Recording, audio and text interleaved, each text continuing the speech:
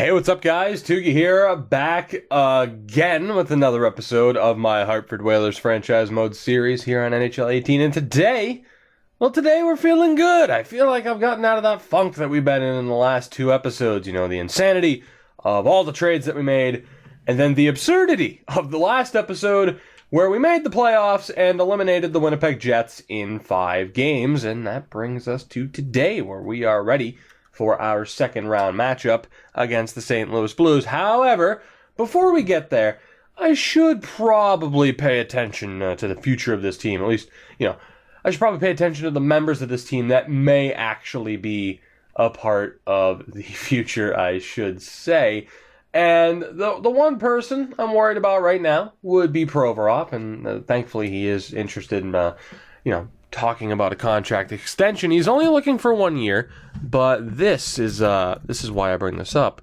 The 85% trick worked recently in a Montreal video, so I'm thinking maybe, especially too with him wanting to work in a contract extension, that 1 year, 6.125 would be pretty damn good. Now, honestly, I'd like to sign him for more than 1 year, but man, is he looking for a lot of money. So I think we'll just send him this offer. We'll at least get him back for next year. Other defensemen, I'm not worried about anybody right now. We'll probably bring back McIntyre and Phil Crosby. I'm not worried about any of them. I'm not worried about Connor Brown, although I wouldn't be against bringing Connor Brown back. It's funny that he's listed as a depth forward. He is still pretty much like the perfect fourth line guy. So you know what, actually, what is he looking to get? 2 years at 1.2. I don't even really have to do the 85% trick on this, but I will to save me a little bit of extra money. And actually, we can drop that down to a nice little number right there. Dirksen is going to need a new deal. Whew, you are you're punching above your weight right now, aren't you, in terms of negotiations? What the hell are you thinking? That's not the right phrase at all, either.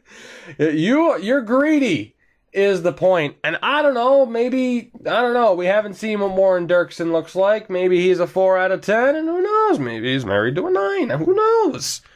In America, you can do what you want. I don't remember the nationality of his player, but hey, fuck it, teach their own. I am off topic. Anyway, let's see. I don't think I'm going to bring back Max Jones. I got to be honest. I know a lot of people like Max Jones, but that defense, buddy. That defense, literally you're only good for just running around and hitting people, and I don't really like that for a bottom 6 player. I don't know if I'm going to bring back Kosarenkov either. I got to admit, I will look to bring back Tierney, and there are some other players, obviously, like Connor Roberts and Andrews, that we're going to look to bring back. But we don't necessarily have to worry about that right now. I just want to get those initial offers out there for players that'll be a little bit more difficult to bring back if they decide to change their minds. So now, screw it. Our lineup's the same. Let's take a look at the St. Louis Blues, shall we? Let's move on, and that is hilarious. Their top line is Nail Yakupov, Ryan Johansson, and Vladimir Tarasenko. Wow. We are in trouble, aren't we? Good Lord. I don't even care to look at point totals, but we will. Yak with 6 points. Again, their first round series also went 5 games, so this should be intriguing. Second line is Jaden Schwartz with Mikhail Backlund and Robbie Fabry. All right, third line of Tobias Reeder, Ivan Barbashev, and Alexander Burmistrov. Fourth line of Jason Robertson, Joe Blandisi, and Paul Byron. On defense, what are we dealing with? Oh, God. Top pairing of Colton Parayko with Alex Pietrangelo. All right, second pairing of Ryan McDonough. How you doing, buddy? Good to see you again. With Josh Manson and Nicholas Hjalmarsson on the third pairing with Vince Dunn. The goaltender is Jake Allen, 84 overall. And he's playing much like he did in the real playoffs from this past season in the first round against the Minnesota Wild, isn't he? Damn. Stephen Johns is a member of the team. He is currently injured, though. we're going to lose. Or perhaps more appropriately, I should say, we should lose. That top line is ridiculous. Their goaltender's playing out of his mind. Their defense is solid. We should lose. But then again, we shouldn't have made the playoffs in the first place, and we definitely shouldn't have beat the Winnipeg Jets.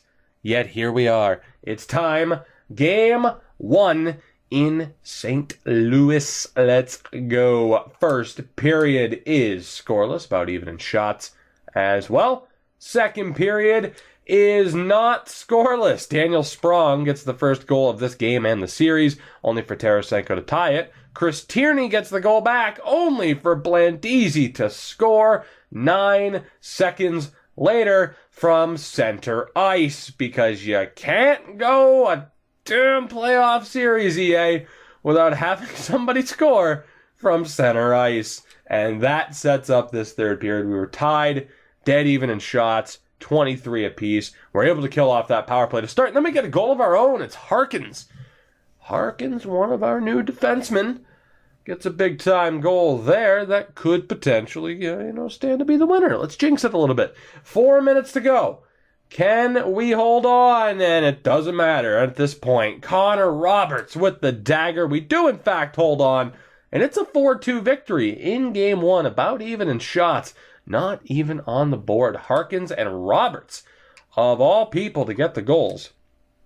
And Gary Harkins, in fairness, 3-point game, a .944 save percentage for Malcolm Subban in that game, and a 2-assist night for Provorov. And the Hartford Whalers are leading the series. Okay, and speaking of Provorov, he signs for cheap, which I'm all right with. Now, we're not in the biggest of cap crunch situations moving forward, especially in the next season. We are going to have a ton of cap space, but I'm still all right with getting him back for cheap. Same with Tierney, Connor Brown, and Dirksen for that matter. So I was happy to take advantage of that situation, and it's worked out relatively well for us. I may go ahead and, go back, depending on how soon we get to the series. I would love to sweep St. Louis. Screw it. You know what? Let's get cocky about this. Let's get confident, overly confident, that we're just going to wipe the floor with the Blues, and we'll have nothing but time at the end of this episode to send out all the contract offers. First period of Game 2. I'm not as confident anymore. Josh Manson, Nail Yakupov, and Ryan Johansson. 3 goals on 11 shots. Not ideal. Not at all. Second period, it gets worse. Johansson gets a second goal. We're down 4-0. There's not going to be a comeback. I'm just going to hit the A button for the sake of time. Yeah, no goals in that third period. Despite outshooting them 32-31, it's a 4-0 shutout. Jake Allen stands on his head. 3-point night for Yakupov. 4-point night for Vladimir Tarasenko. And the St. Louis Blues take Game 2. And even this series up as we head home to Hartford. The series is now essentially best of 5. I don't know if Squeaky Chair would have picked up, but if it did, Squeaky Chair for the win. It is time for Game 3. Why make any changes? Our lineup is awful. We're looking forward to the future. This is all just a bonus, and if anything, this is all just... making the playoffs kind of ruined our strategy of not necessarily tanking, but, we're going to have a worse draft pick anyway. Our own draft pick is going to be, lower than what we wanted it to be. So why not go ahead and just win the cup, right? First period of Game 3. And that actually went better than I expected. Paul Byron gets the opening goal, only for Tuzolino and Nolan Patrick to get 2 goals there towards the latter half of the period. Tuzolino was just before the halfway mark, but that's okay. It doesn't matter. Logic need not apply when it comes to how this series in general, but particularly the past 3 episodes have gone. Logic, common sense, and reason. What's that? I don't know anymore. I don't know. I'm looking around, and it's my same room, but I feel like the padded walls are closing in on me. Second period. Alex Pietrangelo gets a goal. Nolan Patrick gets his second of the game. And the Whalers have the 3-2 lead as we start the third period here in Game 3. Early power play chance for the Blues is killed off. We certainly need that insurance, I would say. I'm not going to sit here and say Lydecker needs to score. Or anybody else, because I believe in Malcolm Subban. I believe.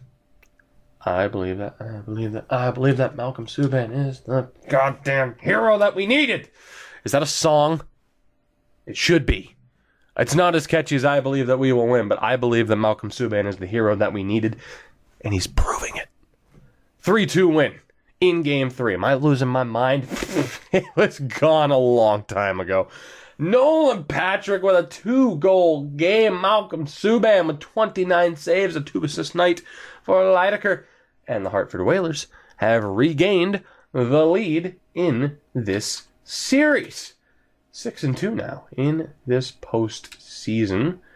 And you know what? Again, we don't really have a need for lineup changes, so I hit the wrong button for absolutely no reason. Although it is intriguing to know San Jose is up 3 games to 0 on Calgary. That's interesting. Game 4. Let's go. Why make lineup changes, right? Why bother? How have we won 6 games in this postseason? How do we make the postseason? None of it makes sense, so we're just going to let the good times roll. First period of Game 4. And it is scoreless, unfortunately. We were outshot 12-8. Second period, also scoreless. We're being outshot 26-14. Malcolm Subban, so far so good, buddy. Keep it up because we need you to continue to play at this high of a level. Third period here in Game 4. Will the Blues tie this series, or will we somehow see a miracle take place, also known as the Hartford Whalers taking a 3-1 series lead on the Blues? Next goal will more than likely win this game. Under 3 minutes to go. Power play opportunity for the Whalers is gone as we head to overtime. Tied and 0 goals apiece. The only reason I'm saying it that way is because I've seen some people. I mean, it's the internet, so I mean, if there's a subject, a topic, rest assured someone's complained about it. But one of the more recent ones was, it's not scoreless. There's a score. It's called 0-0. So I don't know. Figured I didn't want to trigger anybody, and I'll just say, hey, it's 0-0 as we go to overtime. Which it is. Can we get the win here in Game 4? Don't blink, you might miss it. It could end quickly, and it does, and it's Lydecker. Lucas Lydecker with the overtime winner, the biggest goal of his career. And the Hartford Whalers take Game 4 by the score of 1-0, and we take the 3-1 series lead. The 33 save shutout for Malcolm Subban. Jake Allen, hell of a game, hell of a performance, but it just wasn't enough as Liljegren goes down to a concussion for a couple of days, which is obviously not ideal. I could play Postma. That is also not ideal. With the Connecticut Whale being eliminated, though, we might as well look to call somebody up who could actually, do something with the ice time. And it's going to be Phil Crosby. Why not call up Phil Crosby? And also send down Mile and Laredo. He would be under the cap, apparently, which is stupid because Post was on a one-way deal. But, all right. So, nope. What am I doing? I got lost. I'm scared. I'm lost. We'll leave Postma there. How would we technically... Oh, EA. Can I at least call up Philly Crosby? Thank you. I can at least call up Mr. Crosby. Although, you know what? I'll just outright have him replace Liljegren. Why not? Why the hell not? With Sproul and McIntyre. Actually, here, let's go McIntyre. And, yeah. Beautiful. Although, there we go. Let's spread the wealth a little bit, right? Actually, we'll have McIntyre and Crosby on the same lines. Toogie, you're messing with the lines. Does it really matter? I don't think it does at this point. We have a 3-1 series lead. What am I supposed to be upset if we lose 3 straight games? No. It's time for Game 5. We could lose the next 3 games by a combined score of 18-1. It's not going to matter. We weren't supposed to make it this far. This is just sit back and enjoy the ride. This is incredible. Game 5. First period is scoreless. Second period is scoreless. I don't want to say what's on my mind. I don't even want to think it because EA can read minds through the Xbox, and there you go. Well, finally, the Blues were able to score a goal against Malcolm Subban in what had been 7 periods? 6-ish? 7-ish? It had been a long time since they had scored. Unfortunately for me, they seem to have cracked the code. Tarasenko and Hjalmarsson with the goals, and it's a 2-0 shutout victory for the Blues. 30 saves for Jake Allen in Game 5. A great performance from Malcolm Subban. Our offense was unable to figure out Jake Allen in that game, and we head back home to Hartford for Game 6. Liljegren is back, which is nice. Unfortunately, I think I'm going to have to send down Crosby. Yeah, our cap situation is... Oh, I'd still be below the cap. All right. No, it's cool. No. All right. Hold on. Let's see. Am I allowed to send anybody down, EA? No? Okay, cool. Here, you fix the team for me. Auto-fix roster. I don't even care. It sent down Andy Millet. Fine by me. Jeez. Oh, and then Liljegren's upset about losing Andy Millet. Liljegren, I don't care. I don't. I'd be upset about losing Andy Millet, too. Former Portland Pirate, hell of a bowler, great guy. But damn, I really don't care about, I really don't care about Liljegren being upset, because how much longer is he going to be here? The answer is probably not long.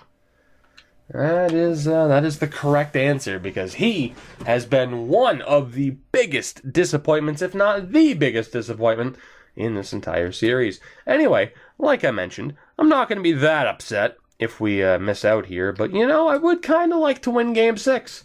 I think it would be hilarious to go to the conference final. We're just one win away, potentially 60 minutes away, from doing just that.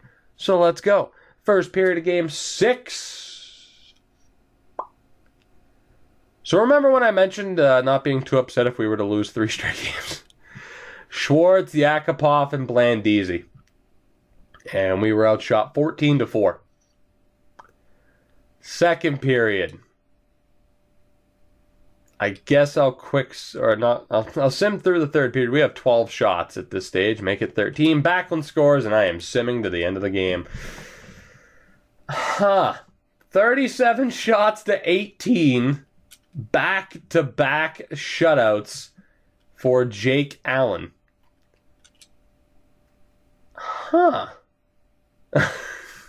Okay.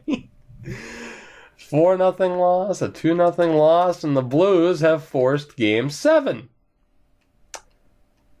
I said I wouldn't be disappointed, or at least upset. I gotta admit, though, I'm kind of upset about the way this has gone down. Malcolm Subban, for the most part, has done all right. Our offense, though, has just completely died. Like, there's no offense right now at all. What can we do to maybe kind of jumpstart this? Wow, our second line hasn't done... There's been no scoring at all from anybody. All right, let's go with... I don't know. How about we do something like that? Maybe. Possibly? Maybe Possibly. Something a little bit more drastic. I don't know.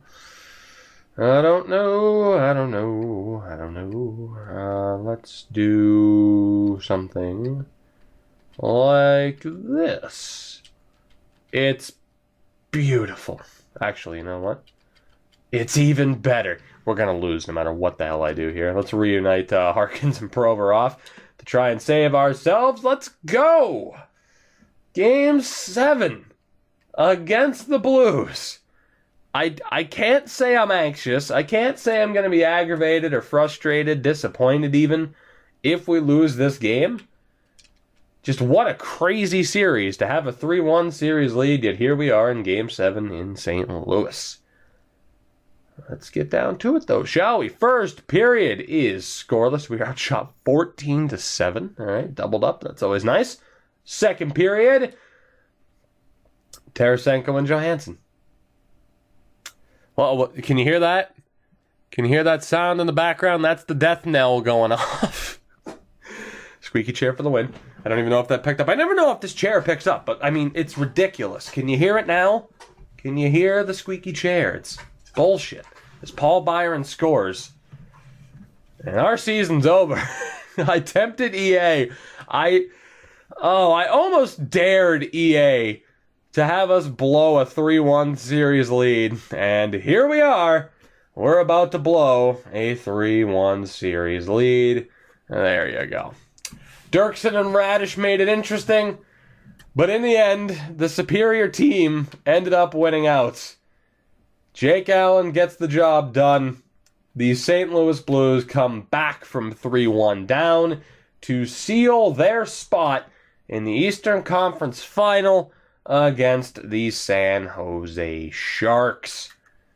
It is, I can't say I'm disappointed. I mean, I am. Obviously, we were 1 win away, and we had 3 opportunities to just win a single game, and we were fine.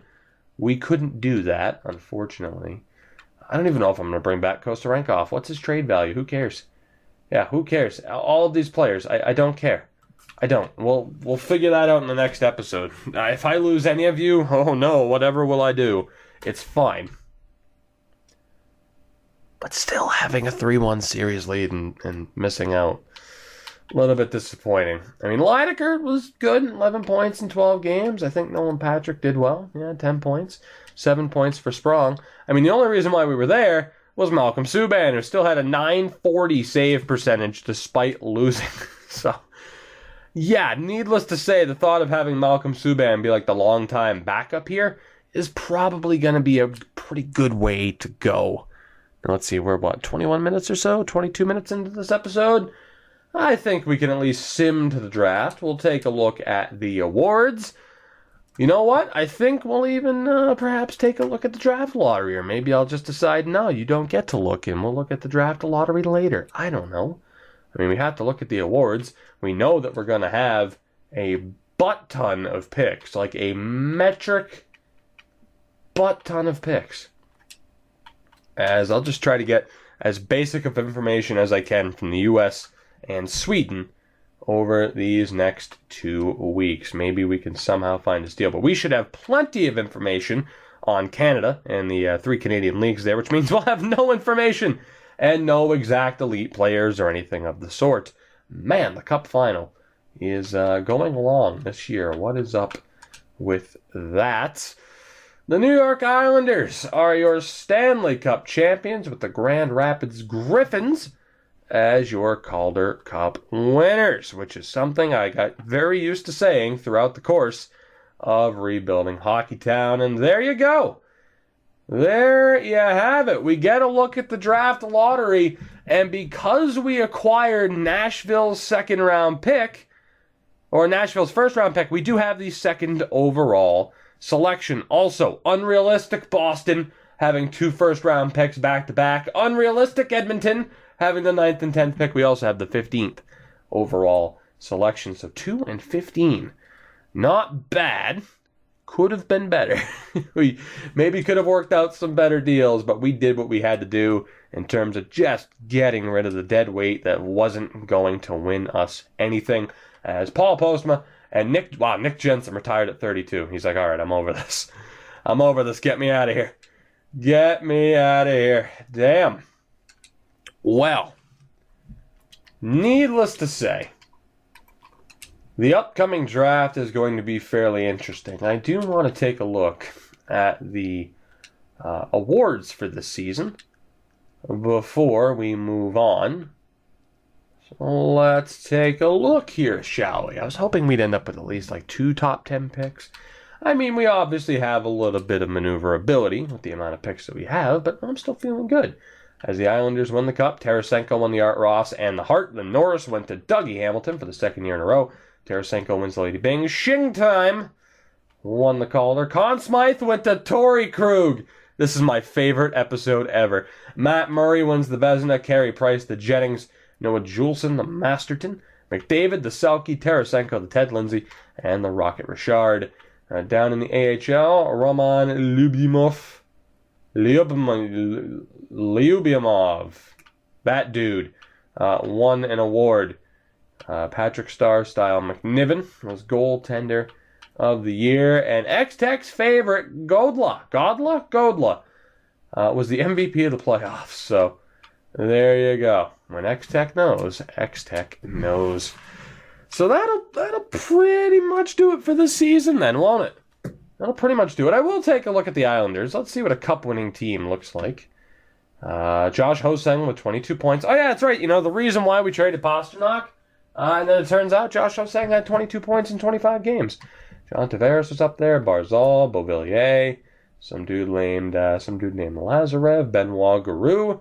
Interesting team offensively. Defensively, 25 points in 25 games for Torrey Krug. Good Lord.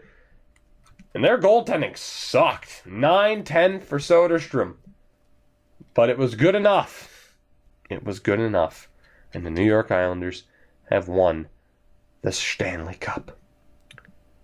The Stanley Cup. It's actually S-C-H and then Tanley. Stanley. You know what? I'm not ready for this episode to be over. It's draft time, baby. Let's go. Let's do this. After all the deals that we made, I just want to put the season behind me. Is there a franchise-level player? No, but hey, we do know at least... Actually, here, you know what? Let's see. For later in this draft, wow, we only have 2 exact potentials. Really, EA?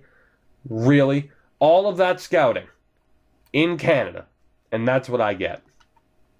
Despicable. Right, well, we at least know to avoid Bartkowski, don't we? So odds are we'll take Rowe or Dahlman, although Christek is intriguing. Dominic Christek. 6'4", defensive D-man, 17 years old. More than likely, it'll be Leonard Dahlman or Spike Rowe. Oh my God, I want him. I do. Do the Rangers want to trade? Because I want to make sure we end up with Spike Rowe. Okay, they don't want to trade. Please, New York, please. Let me have this. Please, I want this more than the Game 7 win against St. Louis. Let me have this. Don't take Spike Rowe. Yes! Trevicka, don't care. 80 overall. Say hello to your newest Hartford Whaler from the Swift Current Broncos, 18-year-old center Spike Rowe. The future of the Whalers is now. He's only a 74, but damn it, it'll be worth the wait. Guarantee Nashville gets somebody in the 80s. Dahlman was a 76. Okay, so not too bad. Not too bad. We took Spike Rowe. How can you top that? Good Lord, the top of this draft is awful. Whew, well, it was mentioned at the start of the season that this could be a weaker draft. I didn't think it would be this weak. Holy hell, is this a weak draft? Now, we have a lot of picks. Like we do. We have a lot of picks in this draft, particularly here in the first round. 15, 16, 18, 21, 31, and 32, so we couldn't have picked worse options as far as who we traded for. I mean, aside from this first pick. Is there... I'm trying to remember. Oh, damn it, hold on. Notepad. Aha! I knew I should have kept a list of players for a reason. We acquired Harkins and Tuzolino. On defense, we also have Provorov. Now, you guys know I like to have lefties and righties for defense. Hold on. Dahlman. Nashville. Let's talk. If Dahlman is a righty, it's happening. Because then our top 6 would be Provorov, Harkins, Tuzolino, Dahlman. Otherwise, I'm looking at Appleby or Grachev. It would be Appleby on, I think that's the Rangers that I have written down there. I can't even read my own handwriting. Nashville. What do you say? Dahlman. How good are you? And you're a lefty. Now, here's the thing. Regardless, I'd be getting a lefty, but I could get somebody who's even better right about now. By the way, Boulis, 73 overall, 22 years old. Will he make it? So, Appleby, the New York Rangers. I didn't need to back out like this, but that's okay. Appleby, Where are you? Of course, they got Trevicka. Was it not the Rangers? It might not have been the Rangers. Was it the Devils? No. Was it the Islanders? Who the hell is this abbreviation? I see an NY. There's only so many teams it could be unless they traded him. All right, we're on the hunt for an Applebee's. Or not an Applebee's, but an Applebee. Hashtag not sponsored, hashtag not an ad. Applebee, where are you? I'll be your crying shoulder, Mr. Applebee. Just where the hell are you? God. Maybe he retired. Maybe he's like, oh God, the Whalers are interested. No, I'll retire. Save me. People are like, McAvoy. No, not yet. Yet, I say. Will we use McAvoy at some point in a series sometime this year? Probably. There's Grachev, the other guy I was thinking of for left-handed defenseman. So that could be a thing, because I don't think we'd really be able to work it out for Heiskanen.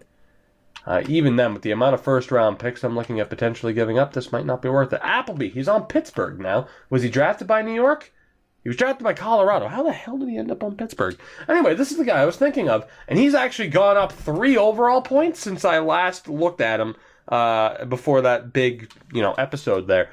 So, the question is it worth making all these draft picks, or should I try to trade them and get a bit of a steal here? Now, the problem is, when you really look at our team offensively, we got a bunch of players who, are they really going to make it? Defense, we still need that one big-time defenseman to go with Harkins, Provorov, and Tuzolino. I'm a little bit concerned, though, just because it's like, oh, hey, this is going to be a weaker draft. And then we get to see the draft, and it's like, yeah, you weren't kidding. This is a weak draft, but you know what? I don't even think we had the value. I don't even think we have the value. We are stuck with these picks, and we need to make it work. Oh, God. All right. Well, sim the next pick. I mean, there's nobody great here, is there? Oh, wow. This is Christek was a good pick, but 56 overall. Good Lord. So I'm happy with Spike Rowe. Absolutely.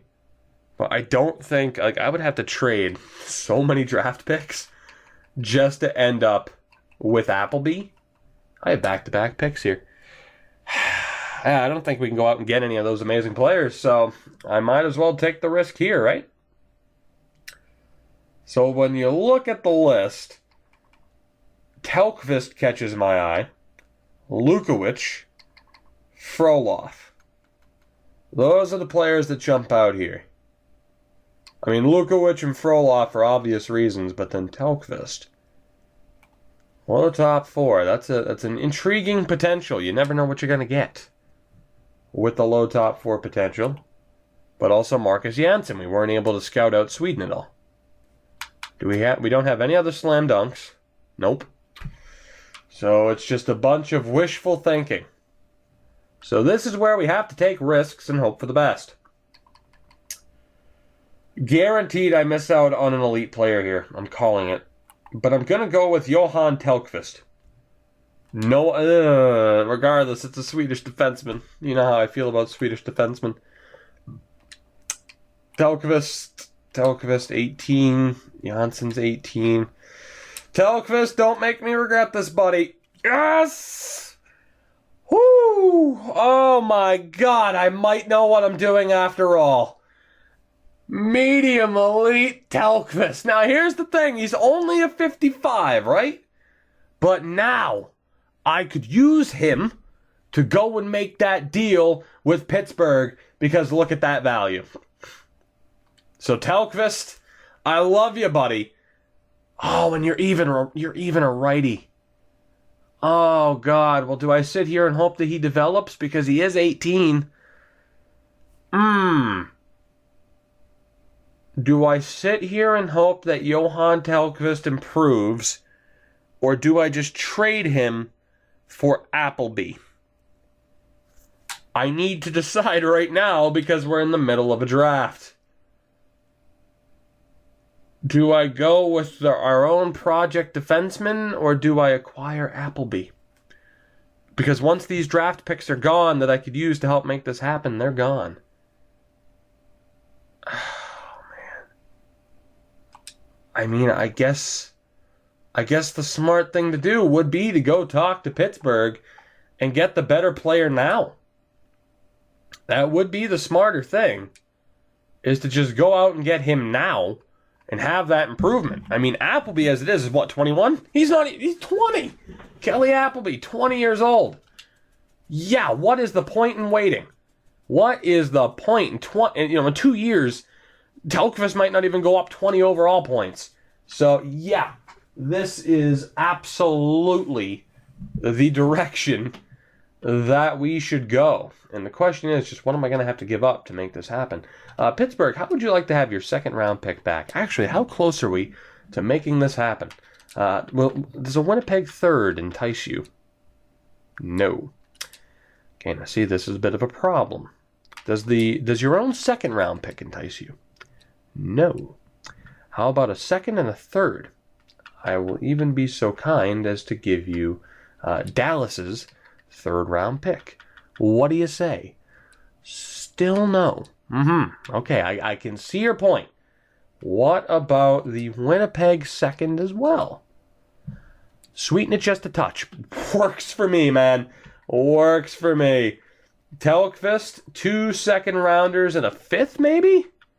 Next year, no less? No, just a bit low. Okay. How about a nice, shiny fourth round pick this year from Anaheim? Is that good enough for you? It's not, and I am on the clock here. I need to make this happen really quick, or I'm going to have to back out and type in all this information again. How about another fourth round pick, please? Pittsburgh, please. Pittsburgh, you're killing me here.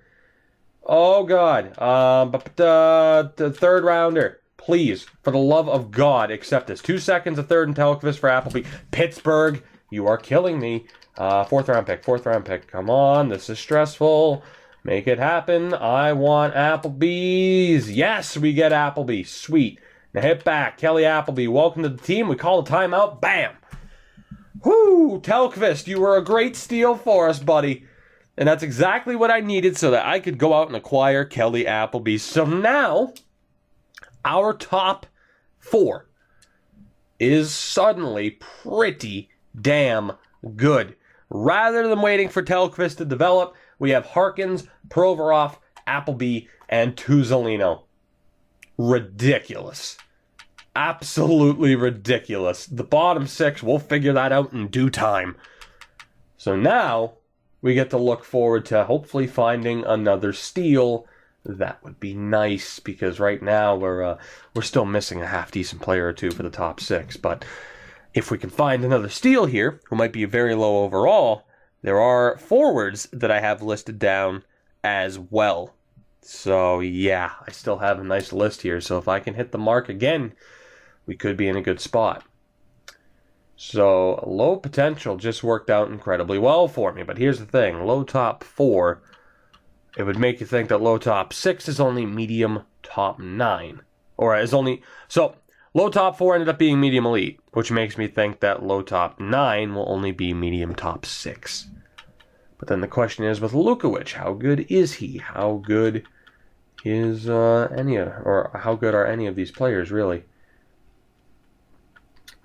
You got Paxpoo and Smithson. Benjamin Paxpoo and Travis Smithson. I'm going to take the risk again with low potential. We're going to go for Benjamin Paxpoo. Paxpoo? High top 9. Ryan was medium top 6. Okay, that's one of those risky picks that doesn't always work out. What is his trade value? Oh God, it's way down there. Whew. Okay, that was a swing and a miss. Yeah, that was bad. So the question is, do I just go for Lukowicz Frolov, or do I take the risk with Smithson? And damn it, we're all about the risks. Travis Smithson, please be what I need. Yeah, medium top 6 at the 55 overall. Not bad. On par with Ryan, 1 point less, but not the medium elite steal that I was hoping for. We miss out on 2 other players similar, so Spitson was probably the worst one there, but that's okay. All right, that wasn't bad, but that Paxapoo pick was a risk that did not work out. So now, the question is, do I trust any of these high potentials? Not really. What do I go with? Do I go slightly off the board and hope that Howe is better than advertised? Even though there's a really good chance he could be medium top 6. Do I take the risk on Daniel? Maybe the Finn, Sami Natainen. Oh God, this is a tough one. This is a tough one. Medium top 6 Hensick. I don't know if I trust that. All right, we're going for the Finn. We're going off the board with Sami Natainen. You have to take risks in the draft. We're going off the board, Don Sweeney style. Shit. All right. That was, we took a risk before. Now, in fairness, the Devils also drafted somebody there. Howe, Outlaw would have been good. Buffalo kind of screwed up. Yeah, Vancouver kind of screwed up. Okay, it's not that bad just because of how bad this draft has been. It's the right draft to take a few risks in. But yeah. All right, let's go Stefan Daniel. As I can't French, so Stefan Daniel is the pick. Medium top 4, please. I hate you and your entire family. I wish you nothing but misfortune and pain. Damn it.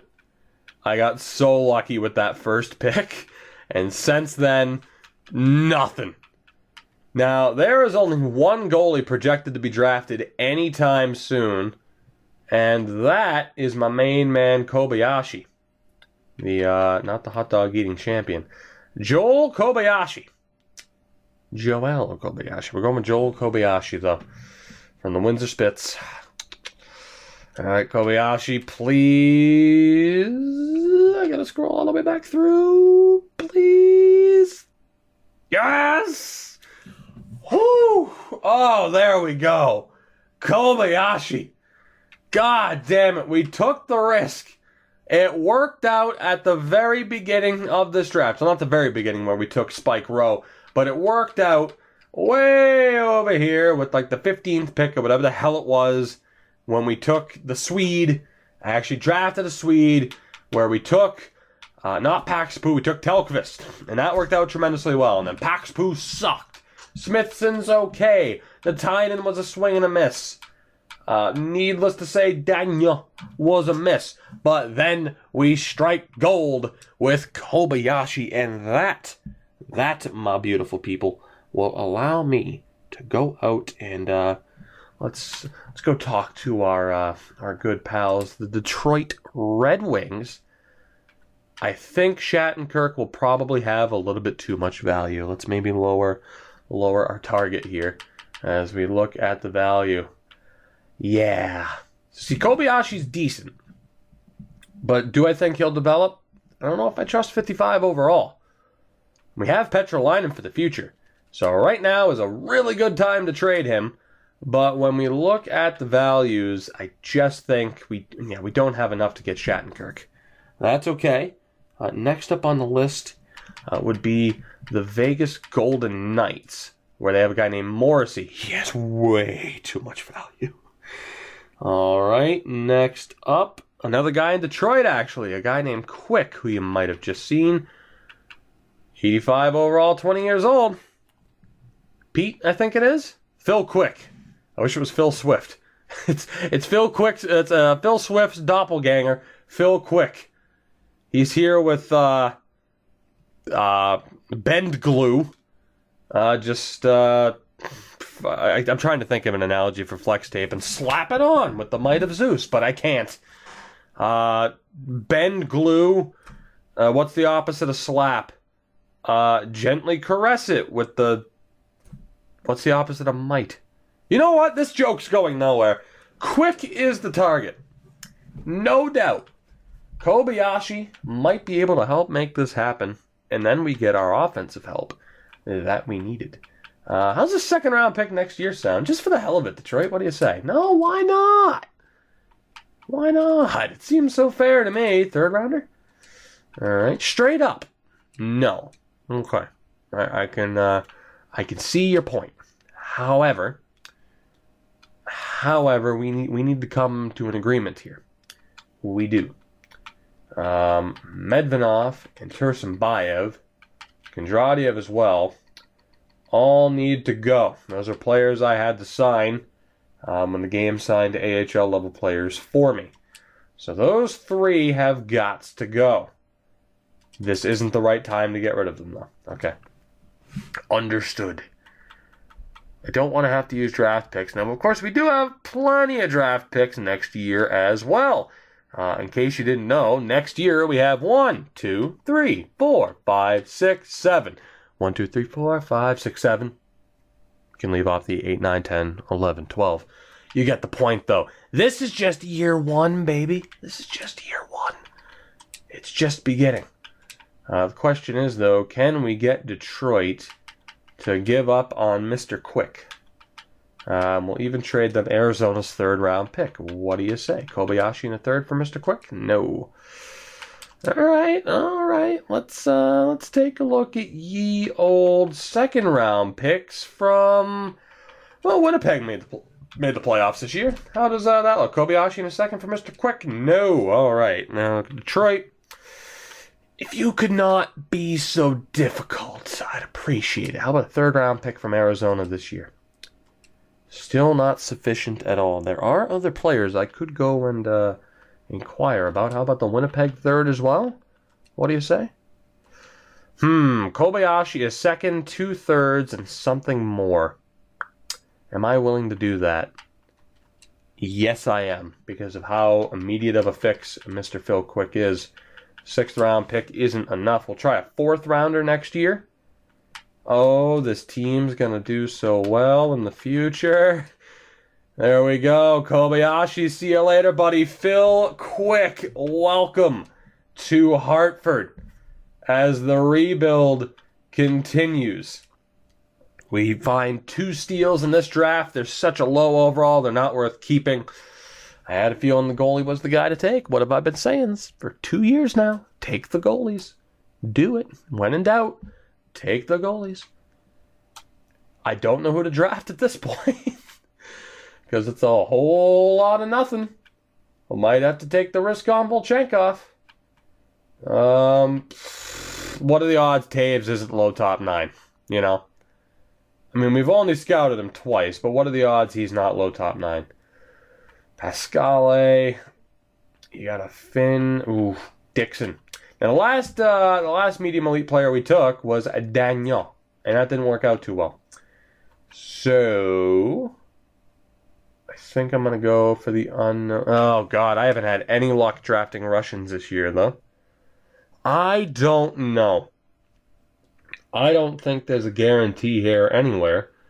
So I pretty much just have to draft shot in the dark style. And for that, and because of that, I mean, I'm kind of just looking for names that I like. You know, who says this is a science? It's not. Millen, we got Vaclav Viborny, Sadikov, Pascale, is that a Marian Hossa? Miroslav Hossa, damn. We got a Machias, a Dryden. Not going to take the risk on Dixon. I mean, we scouted him 4 times. You'd like to think he's actually going to be decent. Same with Leclerc. But you just can't. All right. I'm going to regret. His name's Earl Dixon. Why couldn't it just be Merle? That's the third brother that they never talk about on Walking Dead. Jesus, take the wheel. I don't know who to go for. You got Nichols as well showing up as medium elite, but I just don't trust it. High top 4 and Bowie. I don't know who to pick. I don't know who to pick. I don't know what I'm doing. Oh, God. I am like way down in the 4th round here. Okay, well, I got 30 seconds or so. Earl Dixon. The 3rd Dixon brother. That's about what I expected. I didn't expect anything more than that, to be honest. Did I miss out on anybody great? I didn't, so I feel better about that. At least nobody found a steal in the meantime. Who else do we go for here? Dmitry Volchenkov? Or Hensick? Denis Hensick or Volchenkov? Volchenkov, the Russian, please. On par. Okay. On par is not great. We didn't miss out on any steals. Okay. This isn't working out too well, but really with these 2nd round picks, there's not much I could have done. Like, I maybe could have, like, paired them. Well, actually, I mean, that's the thing. Like, I can pair them together for a 1st round pick next year, or I can sit here and try to find a steal, right? That's all I can do. I only have 1 left. I have a 2nd and a 3rd round pick left in this draft, and then that's it. So I might as well make them. If I get 1 more steal, then we could be going and talking to a different team about somebody. So I need to sit here and try to figure out what 2 players for the rest of this draft do I want to take the risk on. I don't think I trust any of these players to actually be half decent. Like, at all. It is so tough to tell. We got a Jaqueezi, we got a Pope, we got a Pagagadawan. That's not his name, but damn it, I tried. Oh, God. Hull, Hensick. There's so many medium top 9s because we know absolutely nothing about them. Oh, God. Help me. Help me, help me, Jesus. Taves, Hensick, LeClaire. Oh, God in heaven. Taves? Bobby Taves? Taves and Hensick, are those my 2 picks? Like, I'm feeling some pressure here to get a steal, but, like, who the hell do I pick? I don't know. Von Fersen's probably low top 9, you would hope. Low top 9, low top 6. He's probably low top 9, though. I don't know. Novoseltsev, the goalie, Nikolai Novoseltsev. Screw it, we're taking the risk on the goalie Novoseltsev. Medium fringe, damn it. Well, that didn't quite work out, now did it? What did I miss out on? Low top 6 and Schwartz. Yeah, see, Nichols wasn't great. Pascale, low elite. He would have had no trade value, but still it would have been a half-decent pick. Machias. I knew there was a steal in there somewhere. I just didn't know who it was, and it was Machias, and I wouldn't have picked him. I wouldn't have picked him. I knew that there was a steal. There's always a steal. We just couldn't find it. Now the question is, can I find the steal this time out? And you know what? It worked. It worked for us once. I'm going to try again. Stefan Hagelin, 6'5", Swedish defenseman. Lead me to victory. Low top 4. All right, well, you might make the NHL in some capacity, but that is it.